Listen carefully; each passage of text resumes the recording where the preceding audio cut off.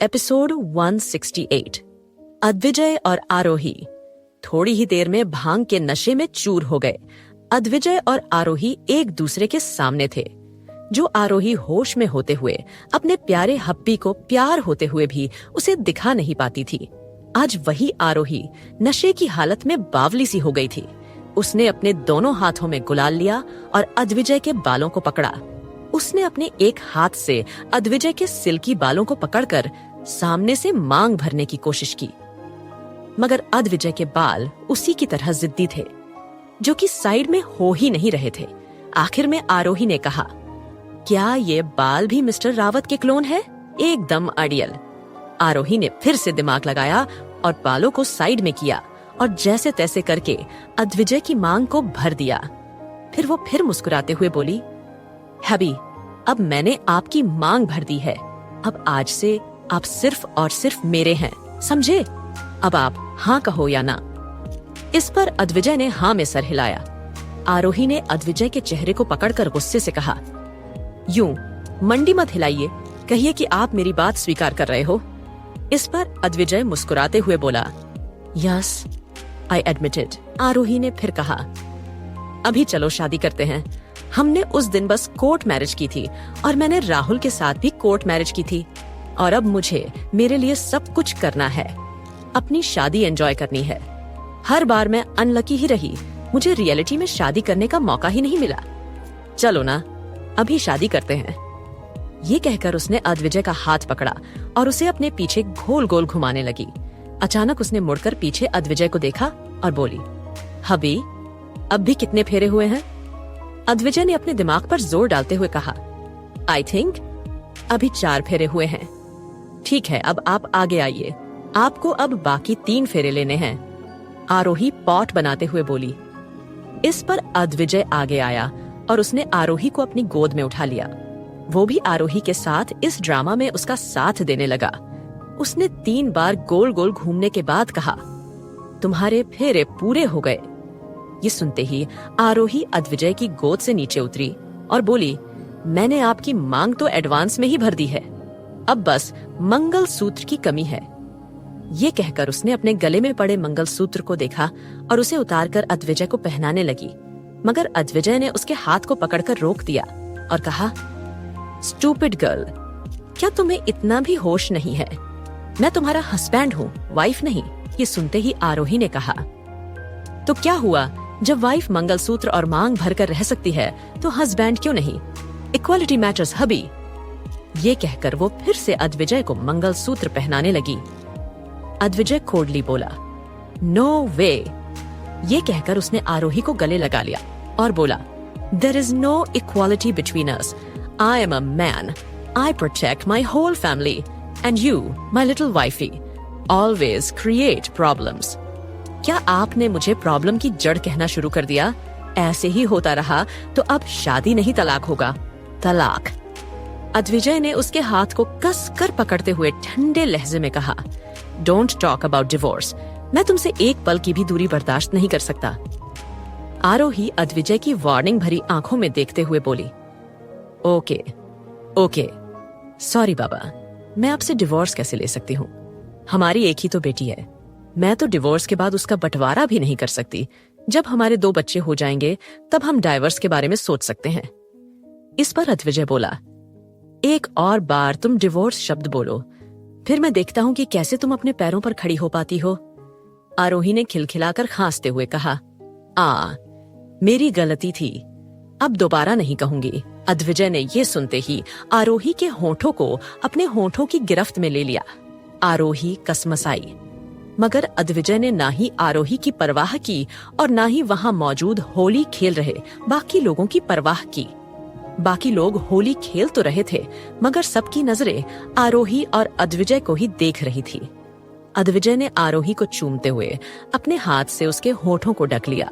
वो नहीं चाहता था कि कोई भी उसकी वाइफ के पिंकी सॉफ्ट लिप्स को देखे, चाहे वो कोई लड़की ही क्यों ना हो। आजकल के जमाने में किसी पर भरोसा किया जा सकता है।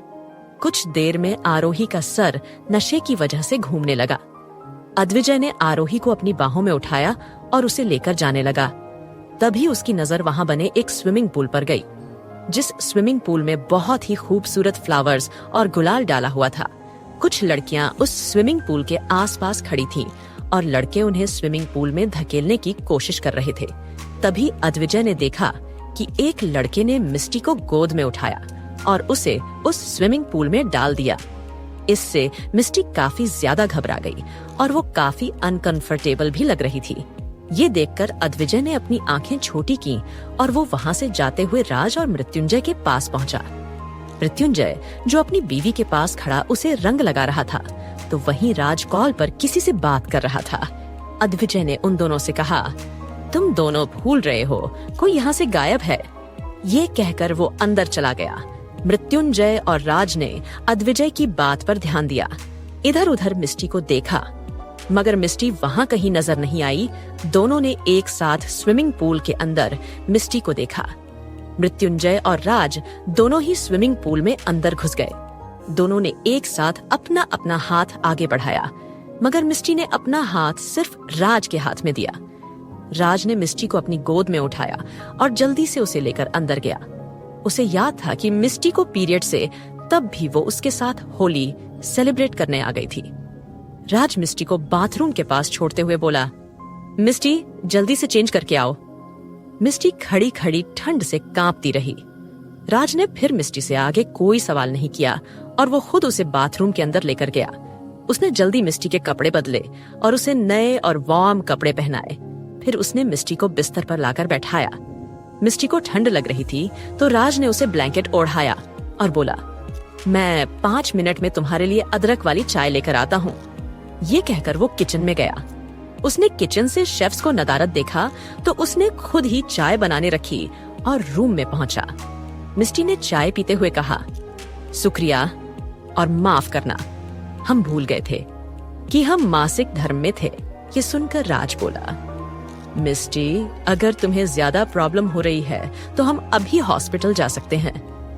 मिस्टी ने जल्दी से नामे सर हिलाया और बोली, नहीं, हम इतना दर्द तो सह ही सकते हैं, और वैसे भी हमें आपके बेबी को जन्म देने में भी इससे ज्यादा दर्द को सहना पड़ेगा, इसलिए हमें पहले से ही अपने आप को तैयार करना चाहिए।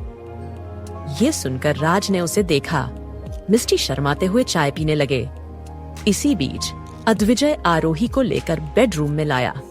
आरोही ने उसकी गर्दन को अचानक से काट लिया। अद्विजय ने उसे हैरान एक्सप्रेशंस के साथ देखा। अद्विजय ने फिर उसे लाकर बिस्तर पर लेट आया, मगर तभी आरोही अचानक बिस्तर से उतरकर बाथरूम की ओर भाग गई। इससे पहले कि वो बाथरूम का दरवाजा बंद करती, अद्विजय ने बीच में अपना हाथ लगा लिया। वो अपनी ड्रामेबाज बीवी की हर हरकत से वाकिफ था। बाथरूम में आकर अद्विजय ने आरोही की कमर पर हाथ रख लिया और उसे अपनी ओर खींच लिया। आरोही का शरीर अद्विजय के शरीर से चिपक गया। आरोही ने अपने दोनों हाथ अद्विजय के चेस्ट पर रखते हुए कहा, नहीं नहीं, बिल्कुल नहीं। अद्विजय, आज रात आप मेरे साथ आप कुछ भी नहीं करेंगे, उसने वार्निंग देते हुए कहा। अद्विजय ने सवाल किया, ऐसा क्यों? आरोही ने कहा, क्योंकि अभी प्रीता और मानव की एनिवर्सरी का सेलिब्रेशन होगा, मुझे भी वहां ज्वाइन होना है। ये सुनकर अद्विजय बोला, तो कौन मना कर रहा है? आरोही ने कहा, अच्छा, अब आप जो मेरे साथ करने का सोच रहे हैं, उसके बाद क्या मैं चल भी पाऊंगी? अद्विजय बोला, मैं तुम्हें मसाज दूंगा ना। आरोही ने कहा, नहीं चाहिए, आपकी मसाज खुद अपनी मसाज कीजिए। ये कहकर उसने अपनी कमर से अद्विजय के दोनों हाथ हटाए, मगर तभी अद्विजय ने उसे अपनी बाहों में फिर से भर लिया। वो उससे बोला, ठीक है, मैं किसी से आगे नहीं बढ़ूंगा। ये कहकर उसने आरोही को शावर के नीचे खड़ा किया और शावर टेप ऑन कर दिया। पानी आरोही के ऊपर गिरा तो उसने एक गहरी सांस ली। अद्विजय ने आरोही के बदन पर लिपटी साड़ी के पल्लू को पकड़ा और उसे हटा दिया। इसके बाद अद्विजय ने अपने दोनों हाथ आरोही की कमर पर रखे और उसकी कमर को सहलाने लगा। आरोही सांस थामे हुए थी। उसने अपने सर को दीवार से टिकाया हुआ था और वो अपने सर को लेफ्ट साइड में किए हुए थी। अद्विजय ने आरोही और अपने शरीर के बीच से बिल्कुल भी गैप नहीं रहने दिया। उसने आरोही के कंधे को चूमते हुए उसके हाथ की उंगलियों को अपने हाथ की उंगलियों में मिला लिया। उसने आरोही के दोनों हाथों को पीछे कर दिया और फिर से आरोही की गर्दन को चूमने लगा। अचानक उसने आरोही को वहां रखी एक टेबल पर बैठाया जिस पर हेयर शैम्पू एंड सॉप वगैरह रखे हुए थे। उसने आरोही को उस टेबल पर बैठाया और उसके ब्लाउज के हुक्स को खोल दिया। इसके बाद उसने आरोही की कमर पर ठहरी पानी की बूंद को सक किया। आरोही ने शर्म से अपने दोनों कंधों को सिकोड़ लिया। अद्विजय ने उसके कमर पर गिरे गीले बालों को हटाया। आरोही ने अपने सर को अद्विजय के चेस्ट पर रखा। अद्विजय ने आरोही के ब्लाउज को धीरे से उसकी बॉडी उसके दोनों बाजू से निकालकर नीचे फेंक दिया। आरोही ने शर्म से अपने दोनों हाथों को अपने सीने पर ले जाने की कोशिश की, मगर अद्विजय ने उसके दोनों हाथों को पकड़ लिया। वो आरोही से थोड़ा दूर हुआ और वो आरोही को देखने लगा। आरोही के दोनों हाथों को उसने अपने एक हाथ में पकड़ा हुआ था। आरोही ने अपनी पलकों को नीचे झुकाया हुआ था। उन पलकों पर पानी की बूंदें ठहरी हुई थीं और उसके घुंघराले बाल कंधे पर एक तरफ किए हुए थे। आरोही के राइट साइड कंधे पर एक तिल था जो कि काफी खूबसूरत लग रहा था। आरोही ने साड़ी अभी भी पहनी हुई थी, जिस वजह से वो किसी प्राचीन काल की खूबसूरत मूर्ति की तरह नजर आ रही थी। अद्विजय को अचानक लगा कि वो अपनी इस खूबसूरत बीवी को सिर्फ अपनी बाहों में समेट कर रखना चाहता है और उसे दुनिया के हर अनमोल रत्न से सजा देना चाहता है।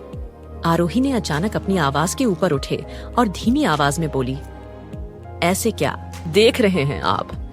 इस पर अद्विजय बोला, अपनी ब्यूटीफुल वाइफ की ब्यूटी को एडमायर कर रहा हूँ। और अगर आपको यह कहानी अच्छी लगी तो हमारे चैनल को सब्सक्राइब करें और लाइक करना ना भूलें और वीडियो को पूरा जरूर देखें।